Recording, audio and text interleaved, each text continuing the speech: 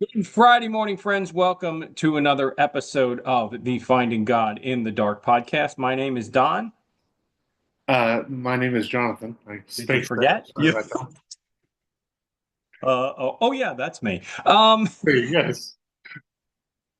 So this week we are talking about a film that is still currently in theater. So it's a 2025 film, directed and written by Zack Cregger, who is also noted for having written and directed the film Barbarian, which came out just a couple of years ago.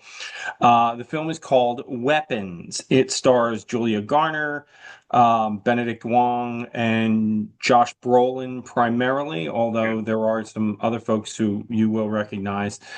Um, the basic premise of the film is 17 kids, all from one classroom, disappear in the middle of the night. They're seen on ring cameras leaving their homes all at the same time. And well, the voiceover says they never came back. Yeah. Okay, we'll go with that. So the question here is, well, first off, I went and saw this film with my oldest daughter, Yeah. and we both really enjoyed this film. It is a horror film, Yes. technically. There's a few jump scares, primarily kind of in dream sequences. There's a little bit of gore. It's more, I think, more really a very suspenseful kind of film. Yeah. Um, There's a layer. There's always kind of. It feels like there's just ratcheting up of tension almost throughout all of it. Yeah. yeah, and it's told in the story for those who are familiar. It's told in the story similar to or story style similar to the film Memento, where they tell a segment, they follow one character up Yeah. to a point when something weird happens, and then they go back in time and they follow a different character and how their stories overlap, Yeah. and then weird happens and they go back and Luckily, there was nobody near me in the theater, so I took some notes. So here's the sections. okay, Justine, who's the teacher of the class that disappears other than one student. right. Archer, a parent of one of the students that disappeared, who was Mhm. very passionate and kind of over the top about finding their child, which you get, but at the same time, he's kind of the lead parent in the movie. Uh, Paul, who's a cop in the town. James, who is an addict, who is homeless, that is kind of doesn't seem to be a resident of the town, seems to be passing through, but has kind of stayed here because it's for whatever reason he's kind of set up shop here. Right. Marcus, who's the principal of the school, and then Alex, who is the only student in Justine's class who did not disappear. Right. And then those are the sequences. So you see the story from each of those perspectives, those Mhm. people's perspectives. Yeah, Right. Some of the other minor characters. So Alex's parents, yeah. Alex's And great aunt, great great aunt aunt Gladys. Gladys. Yeah. Um, but eh, okay. And we're gonna do spoilers. So spoiler, spoiler, spoiler. Yeah, if you haven't seen this and you're interested in seeing it, which I'm going to recommend seeing it Yeah, no, I regardless. would too. Yeah. But if you haven't seen it and you want to avoid spoilers, this is the place to click away, go see it, and come back later Yeah. because it's really difficult to talk about this without talking about some spoilers. Yes. Um, so where do you want to start, John? Um, I was kind of curious. There's obviously an element about the Parkland shooting and about gun violence in schools. We're going to save that to the end because I think that's a really important topic. But one to me is it was a pretty powerful movie about abuse and family secrets because No. Alex, who is one of these students, again, we're giving you spoilers here. Alex is the student that doesn't disappear, and it turns out you find out through the movie his great aunt Gladys is essentially a witch, and she has forced Alex to not tell about the fact that she has basically sap the energy out of his parents so that she can hopefully stay alive. And she now wants him to give her things from each classmate so she can do the same thing with them. Right. And so the the probably about a third of the movie is you get to see, and I don't know the actor's name who played Alex, but I thought he did an amazing job. Oh yeah, very good. Yeah. And you get to see Alex kind of live with the tension of the reality he's being abused and he's being mistreated, and yet he can't tell anybody anything. Got to And keep it secret. Yep. and I felt like even though that wasn't really the point of the movie, it was a very interesting kind of view to how kids that deal with abuse have to feel. They're kind of, Right. they have these two worlds. They have to live a certain way at home, and they have to go to school and act like it's not happening.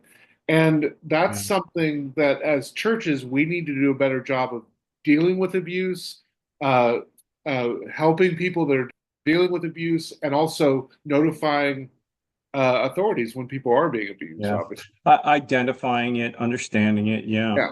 Yeah. Um, I will say of the because we didn't really talk a whole lot about this before we started recording. Yeah. This is one of the films, like I enjoyed it enough that I have watched a number of reviewers who have delved into the depths of what it is, Yeah. what the themes are, what the ideas are, Right. and also some interviews with Zack Cregger, the writer director. Yeah. Um, for him, this film was a very personal, like writing this film was very personal. He wrote it in the wake of losing a close friend. Yeah. Um, and so a lot of the film is about grief. A lot of it is about alcoholism or addiction. Yeah. And there are strong themes that Justine has a drinking problem, that sort of thing. There are these strong themes that kind of run through it. And well, what's the guy that lives in the woods? Joe? No, James. James, right. James is a drug addict, Yeah. and he breaks into places and steals things to feed his addiction, pawns things off at the pawn shop to feed his addiction. And so, um, there's this strong theme running through it about addiction and about well, addiction to recovery, but also about grief. Um, Okay. so, as I was saying, we had a little technical snafu, but Yeah. we're better now. And if you notice the change in background, that's why. Um, but Zach Cregger, when he wrote this film, Yeah. was dealing with a lot of grief from losing a close friend. He was a part of that had to do with abuse and addiction. So for him, this really was kind of a personal film where he was working out a lot of those emotions. And so that's you see those big themes in the film with Justine being an alcoholic and with James being a drug addict and that sort of thing. That stuff coming up again and again. Yeah. There are obviously other ideas here, but The cloud in the shape of a gun. yeah, okay. Well, let's talk about that because in one of the dream sequences, the character who is having the dream sees this giant AR-15 Yeah. over the top of his house, Yeah. with the time that the children disappeared on it, 217. Yeah. Um, Prager was specifically asked about that Yeah. in views, like, are you making a statement about school shootings? And he said, no, not really. Yeah. So that's not to say you cannot make that statement. You certainly can. And it seems that, I mean, it's to me, it's a little on the nose, but I get it. You can go there. Yeah. And it certainly is the kind of thing that makes sense to talk about when 17 of 18 kids go missing from one classroom. What Yes. happened, right? And I mean, there's some connections that at least people that have seen the movie have made. Uh, Parkland and Parkland shooting happened in February, and 17 Mhm. high school students were killed. So some people are reading that into it. You know, even though if that I don't think that's his primary point he was trying to make, but again, it's hard when you see when you see a gun in the shape of a cloud, it's hard not to say that there's something there. And that's fair. And, for those of you who don't, if you're watching regularly and you don't know where Jonathan and I stand on this, I'll encourage you to go back to October and Yeah, watch what was it? We do like an hour and 40-minute live yeah. stream, where we talked particularly about guns. And we are not on the same side of the issue when it comes to this. Um, so obviously, I saw that and I went, okay, I see what he's saying. To me, okay, but there's other parts of that conversation which don't belong in our discussion of the movie, to be Yeah. honest. Um, I can take it for Cregger is an artist, he's a creator that fits, and if you want to say that, that works for some people. What Fair. I, what I would definitely say is that um, I think what's frustrating about this whole concept and conversation about gun violence in schools is that it's more complex than any one thing. You know, could could could fewer people die if we had more gun laws? Probably. But the reality is there's still the underlying issue of, for some reason, and probably multiple reasons, we are seeing an escalating reality of violence, especially among white young men, aimed toward their schools, the schools that they attended Mhm. or their parents work at. Um, and that can be in part addressed, and I would argue should be addressed by gun control, but it's not going to solve the whole reality of why these young men are are pointing so much anger and hatred toward their fellow students or schools that they went to. Like what, and that stuff has to be dealt with, and it has to be dealt with things like mental health, things like conversations about how we're raising young men, how we're treating violence in this society. That that again goes beyond simply the reality that they chose to use guns. Is that part of the equation? I would argue it is, but it's not all of it. And what frustrates me is we tend to silo this issue and say it's either we solve this problem totally by dealing with guns, or we handle this problem totally by dealing with mental health. And it's like, no, to really solve this problem, we're probably going to have to address both. You know. And I would suggest that there are even more than just those two things, Oh yeah, right? absolutely, I absolutely. think I think that particularly in a spate of these very recent shootings, Yeah, one very common denominator, and we're getting away from the film a little bit here, but one very common denominator is that all of these young men were on SSRIs, yeah, and all of them had, there were father figure issues and all of that. I mean, there's so much more to this, than just mental health and guns. It's more than that. yeah.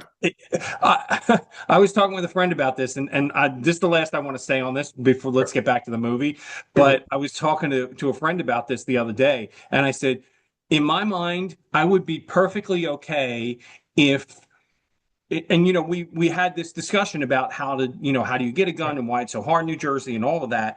Right. I would be perfectly fine if on the form you were asked if you are on these medications, and if you are, you don't get a gun.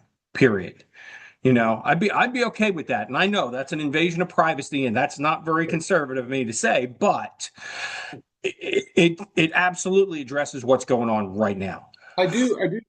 Going back to the movie, I do wonder, and again, I haven't read a lot of his accounts, and what he was writing about. I know that he was writing about the loss of his friend.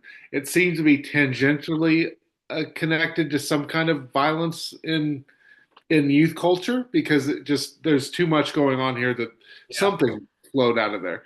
But I do kind of want to explore the idea of turning children into weapons, and turning people, kind of projecting violence and fueling people with the idea that violence is good and that violence solves your problems. And I do think there's something here in the film that I would argue Christianity should speak to, is the Christian critique of violence. Mm, And I know Christians don't all agree about this, and I'll make that caveat. sure. But I do think it's worth all Christians setting with the reality that at least the first 2 centuries of Christian writings that we have are overwhelmingly pacifist, and they overwhelmingly critique capital punishment, and they overwhelmingly critique the use of violence. Yeah. And wherever you go with that, because I understand Christians have gone to other places, and that's okay. It's not like all Christians agree on this, but I do think it's worth setting with, why were the earliest Christians so committed to nonviolence? And what does that say to us as Christians in this time and in this place? I do think that's worth us hashing out. And, Yeah, I mean, we touched a little bit on just kind of the setup of the film that, Gladys is this sort of, I don't know, vampiric witch of some sort, yeah, that is drawing on the energy of them, but she's also she's like a puppeteer also with these yes, people that she controls them. And I mean, yes, she literally at one point turns one character into a weapon, almost a guided missile, like yes, go kill this person, you know? yes, yeah, yeah, Uh, and so I think that's where at least the title of the film comes yeah, from. yeah, Towards the end of the film, there's other characters that are controlled by someone else, and yeah, they become weapons, and yeah, you know, yeah, I think it also speaks to sort of I mean, something we're familiar with as clergy, and we've seen as clergy is this cult of personality, right? People who are so charismatic. Now, I'm not saying Gladys is charismatic, she ain't, yeah, but people that are so charismatic that they manipulate other people to do what they want. yeah, Sometimes I have to say, this is literally from yesterday, yeah. okay? Um, I am not that charismatic, okay? Because I got several messages in the last couple of days from people saying to me, I got a text message from you that you were looking for me to buy some Visa gift cards for Yeah. people who are shut-ins. And I went, Yeah. yeah, thank you for not just doing it because that wasn't me. Yeah, I get that. Fortunately, since I've moved here, I think it's because we're so active in the community as this church. But all the time, probably every other month at least, I get a call or a text from someone said, "Did you ask for money?" And I'm like, "I'm never gonna text you and ask you for money. I'm never gonna ask you for cards. I'm never gonna do that." I told the people, I said, look, the only person that I am ever going to contact looking for money, um, particularly if I'm doing something in ministry, are the treasurers of the church. Okay, I'm not going to contact random people asking you to buy gift cards. If you get that, that is not me. You know? Yeah, I don't know. I do think I find in this movie an interesting critique of how our society propels people into violence. I do wonder if that's part of what he was saying or struggling with. And to me, again, I think, especially American culture, we have a tendency to really believe violence solves our problems. And I would argue that Christianity has a harsh critique with that idea. Yeah. That violence ultimately is not going to solve your problem. Love and forgiveness is. Like, Yeah, I mean, more often than not, and yeah, even we learned this in grade school, right? More often than not, violence is only going to make the situation worse, right? 100%. The bullies bother me. I punch him in the mouth. Now he's got two buddies. I get beat up. That sort of thing. It only escalates, right? Um, yeah, you're right. How maybe the question to ask of this film is how would one have diffused the situation? Because ultimately, in the end, violence does win out, Yes. right? Yeah. Even in this film, and you know, whether you want to say the good guys win, the bad guys win, there's a lot of complex characters in this film, and it's hard to say who's the good guys and the bad guys, to be honest. But Well, and what I thought was interesting is that even though it was a very gruesome ending for Aunt Gladys, uh, mhm, there was there was in that a statement about how using violence ultimately catches you up in violence.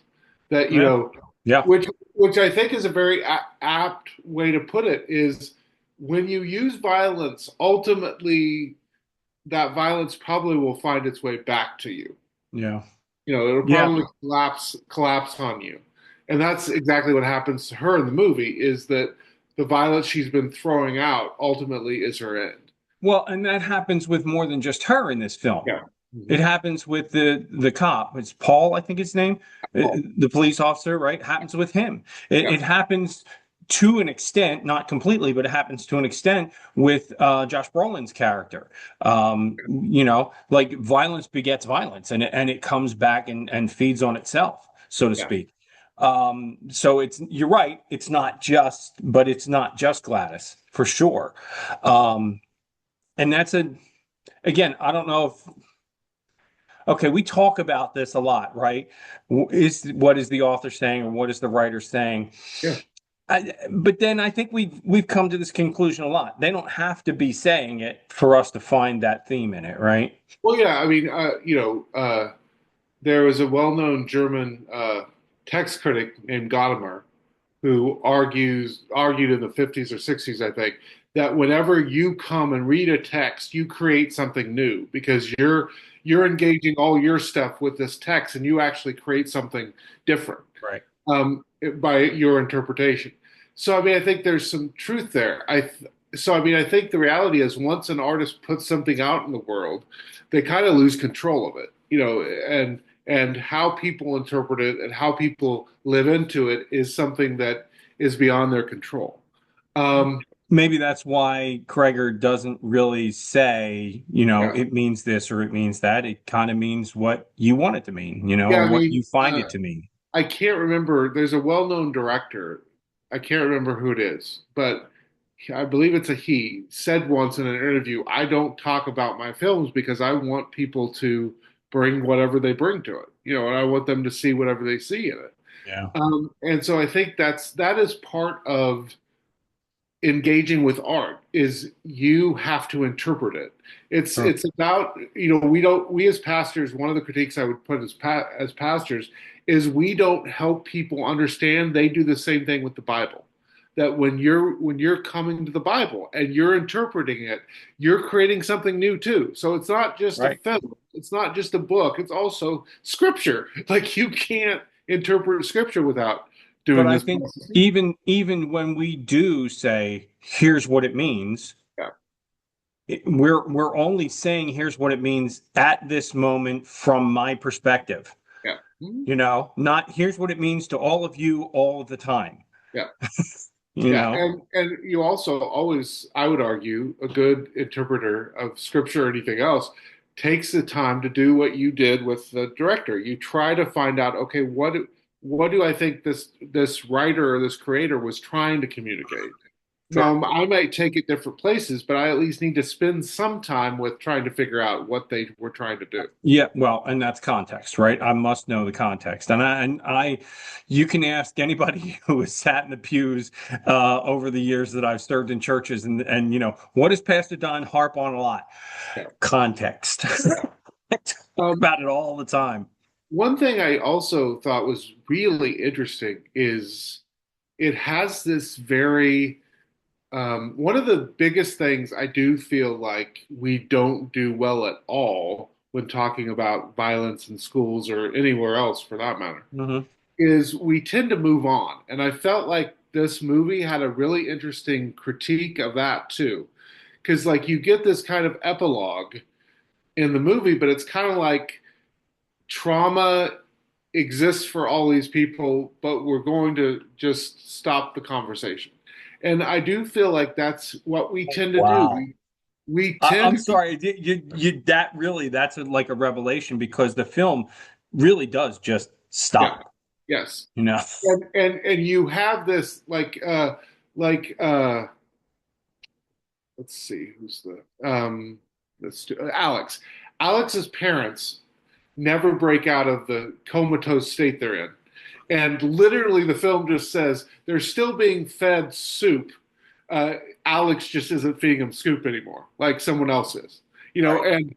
and I do think that's a powerful critique of the fact that we tend to fixate on Parkland and then someone else gets hurt somewhere or some other violence happens and we just move to another school or another issue or another synagogue or whatever and we forget the people in Parkland are still living with with the trauma of what happened.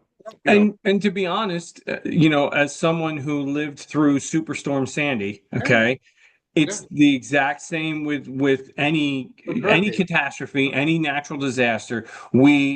As soon as the next thing comes along, we move on to the next thing. yeah, Because I mean, look, when Sandy hit in 2012, by May of 2013, like my house was fixed, but we were way ahead of the curve in our area. yeah, And when we moved out of there in 2023, there were still people rebuilding. yeah, And how often even our own conference moved on to the next hurricane. yeah.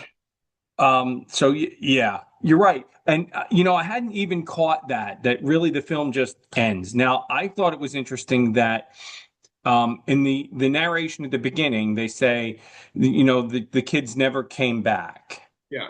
Well, they were found, Yeah. and it's assumed they went back to their families, but I They think were, never came back is a different concept here. They never maybe came back to normal. yeah, they never got past it. I interpreted it as they never got past the trauma.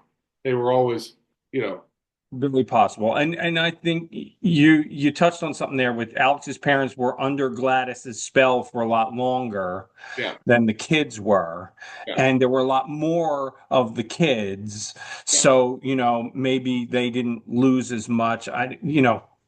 Cregger doesn't talk about the specifics of that. Well, I think he he the leaves it open to the interpretation, right? narrator, all the narrator says is some of them have started talking, Some of them have started talking, right? Yeah, but again, you know from the film that the parents could interact, but they were not free of being comatose. They could right, talk, but they couldn't have a real conversation. They right. couldn't actually engage with life. Yeah, And so you kind of get the sense that's what he's kind of trying to communicate. But again, I feel like that's the big as a pastor, that's something I often worry about is the people we forget when we move on to the next tragedy. You know, we live in a culture where it's now, what's mm, happening now. And we tend to forget to talk about hurricanes again. When's the last time people have talked about the fact there are still people that got destroyed, their property got destroyed in Hurricane Katrina, and they literally never moved back because they couldn't yeah, get the money to rebuild there, and they literally had to just pick up and go somewhere else. Like we don't have that conversation because that's over a decade ago. But the reality mhm, is, there are people that were forced from New Orleans because they literally cannot afford to rebuild the house that was once there because gentrification and all the other stuff that's happened in those communities. They've lost that connection to that piece of land, to that community forever. You yeah. know, And I mean, it happens all the wildfires in LA, the wildfires in Hawaii, yeah, and it again and again and again we see it. But how much do we talk about those things? yeah. They are, ancient history. You know, Because now we've got a new catastrophe. We have the Michigan shooting, or we have whatever. yeah.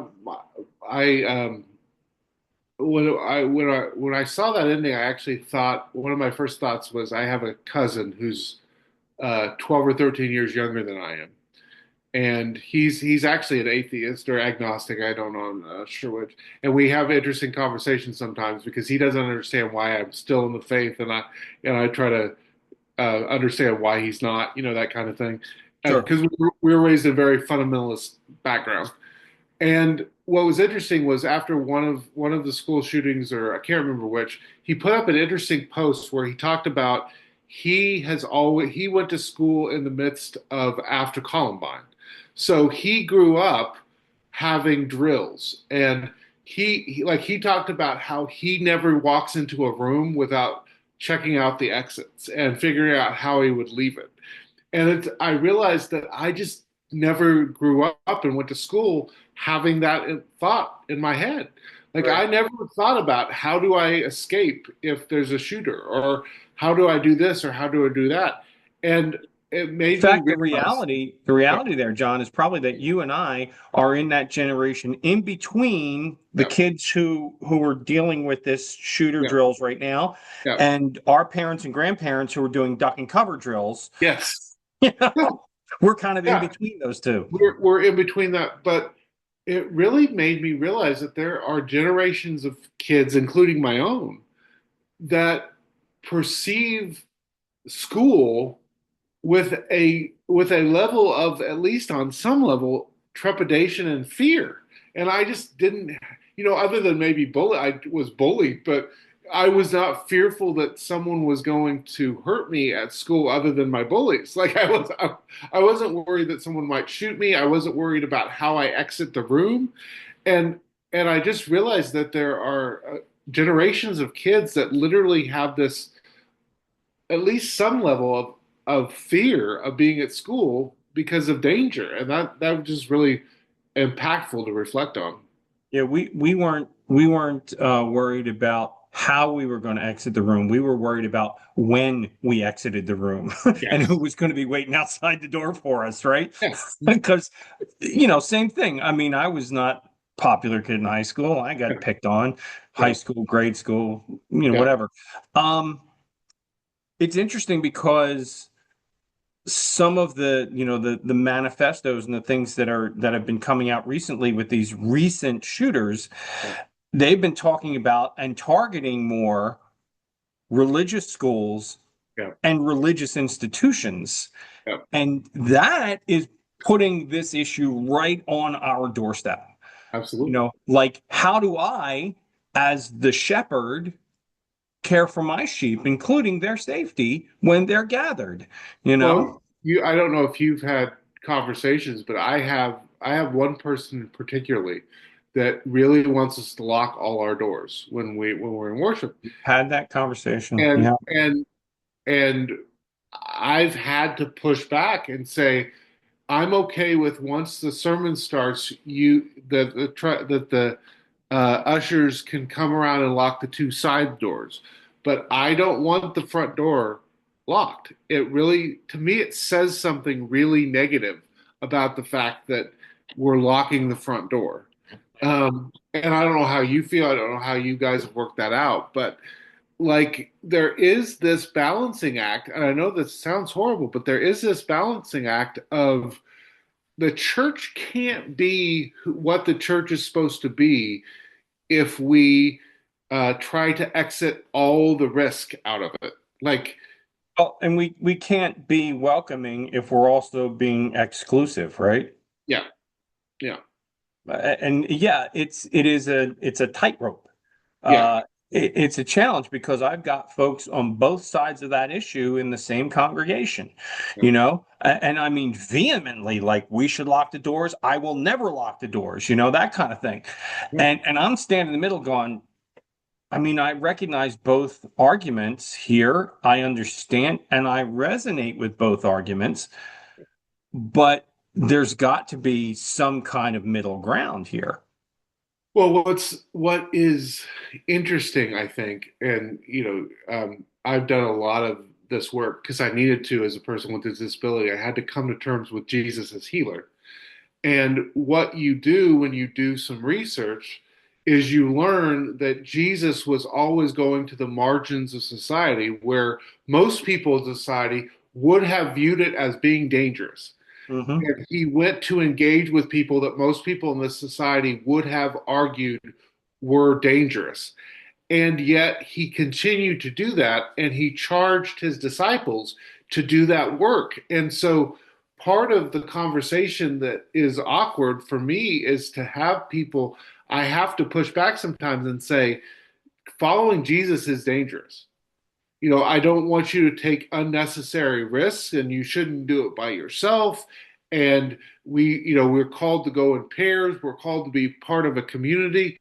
But the community of Christ, the body of Christ, is supposed to do things that are risky. And you can't follow Jesus and get out of that. No. And so it becomes I think it's becoming even more of a challenge today Yes. for us as clergy to, where do because it was, I don't know, we live in a different society than when you and I were kids, right?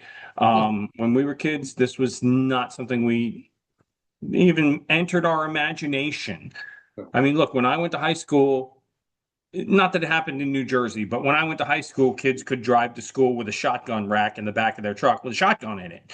You know, nowadays, again, not that it would happen in New Jersey, but nowadays that would get you arrested. Um, so yeah, it's hard to, I think it's hard for us to walk that line, to find that delicate balance between security and welcoming, because I don't know. I feel I'm kind of with you on this. I feel like locking the doors ain't it, you know? I think what concerns me is, and this is the critique I would give of people that would be usually considered more on my side of the issue around guns, is um, okay, we need to handle and deal with guns differently. Okay, I will buy that. But we have to start dealing with the fact of why this is such an issue now, why this happens so often, why there's Because so let's be much. honest, it's not the availability of guns Yeah, because the guns have been as available now, maybe less available yeah, in the past than they are now, yeah. or more I available in the mean, past than they are now, but yeah. it's never been an issue, I mean, right? why is it so much more common now for someone to be hurt at school or someone to have a negative experience at high school or college and decide I'm going to handle it by coming back with weapons and shooting? Yeah. And that's a question why that switch has been flipped is a question we still need to answer. Even if you were to ban all guns, and I would not be in favor of that, but even if you were to ban all guns, the reality is that that switch has been flipped. We still have to figure out why it got flipped. Right. Right. You're 100%, man. It's 100%. All right. We've ventured far afield Yes. on this film. Um, all in all, your sense of it. And I know you're not a horror movie guy. I kind of am. So, what did you overall feel about it? I really liked it. I enjoyed it because it does what I think good horror movies do, which is make you have to deal with a larger societal issue Yeah. and say, how are you dealing with this? Yeah. How are we dealing with this? I think I said last week that yes, there are some characters that do dumb stuff like Justine drinking herself stupid sitting in her car. Yeah. But Yeah, there's yeah. that plays into the story. It's part of the story. Or James, I'm sorry, I don't buy you would go into a house, start stealing it, see two people sitting on a couch, and continue to steal stuff. I'm sorry. Even if they weren't moving, I'd be out that door as quickly as I possibly could. Absolutely. Right. But all in all, I enjoyed this film. I thought it was really pretty good. Maybe not the best film I've seen this year, but then the best film I've seen this year was the one we talked about last week. I thought that was great. Stranger Than Fiction was really great. Um, but I think it's right up there. I think it's probably one of my top two or three films that I've seen this year. No, It's I thought it was pretty very good. good. Yeah. Yeah. So it's a recommend from us if you happen to see it. Of course, if you've watched this all the way through before seeing it, we're sorry Yeah. we ruined it for you. Uh, We warned you. We did warn you. That's true. So, where do you want to go next week, John? What do you got on your Oh, mind? okay, I will throw out two things. One, last week I saw Caught Stealing, which is a movie out in theaters. I Okay. saw it with my son, or one of my sons. I have three of them. I should be more specific. Um, but it reminded me a lot of a Guy Ritchie film. So I don't know if you'd want to do that, Hmm. or I really want to go revisit American Gangster because it was on a podcast I listened. They discussed it on a podcast I listened to about movies. That's a So Denzel Washington film. yeah, it's Yeah. from 2006, I want to say. Is Uh, it streaming right now? Do you know? it was streaming on Netflix. I believe now you'd have to get it on Amazon for like $3. But Let me look that up because I have not seen that one. okay. I've heard about it. Yeah. So Um, I will throw both of those. 2007.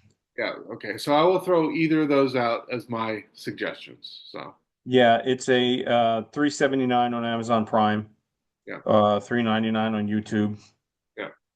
So, yeah, let's watch that one, American Gangster, because I haven't seen it, so will be your perspective having seen it, mine having not seen it Yeah. prior to us Yeah. talking about it next week. So, Yeah. Okay. so final thought, thumbs up on Weapons. Yeah. I would. Understand it's a horror movie. Yeah. If you enjoy uh, thrillers slash horror films, I would say it's a pretty good one. Yeah, So and it really, and we didn't really mention this, but it's got a very kind of dark comedy edge to it as well. There's some things that happen in this where, like, if you see it in a theater with other people, my daughter, the girl that was sitting next to my daughter was laughing the whole time because this girl was going, no, no, don't do that, don't do that. Oh my God. yeah. No, it's a film that continually ratchets up anxiety. It does Yes, that extremely well the entire yes, time. Even when you know a jump scare or something violent isn't going to happen in this scene, because of music or camera it's angle or maybe all of that, you just the entire time you're just like, oh my God, he's yeah. literally turning the screw. He's just like, It is assembled in a way that it does that perfectly, just constantly edging the tension up, until you get to the ending. And then that's maybe the one downfall of the whole film. There's not really any denouement. There's not any kind of okay, take a deep breath afterwards. It's like this big thing happens and then it's over.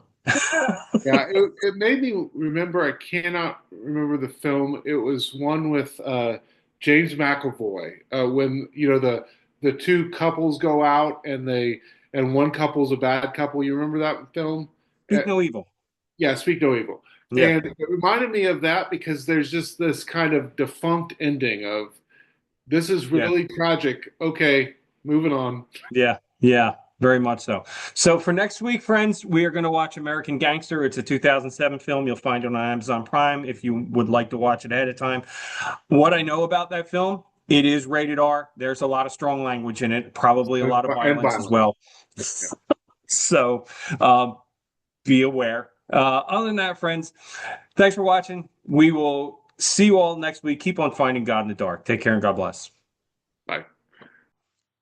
Oh, hey, you made it all the way to the end of the video. Well, thanks for watching. We appreciate your support. And friends, if you find anything that's really wonderful or entertaining or helpful in your Christian walk, we want to encourage you to hit the like button, hit the subscribe button, share this video with your friends. We publish every Friday morning at 10 a.m. And we hope that you continue to find these videos and these discussions entertaining and informative. Take care and God bless. Bye.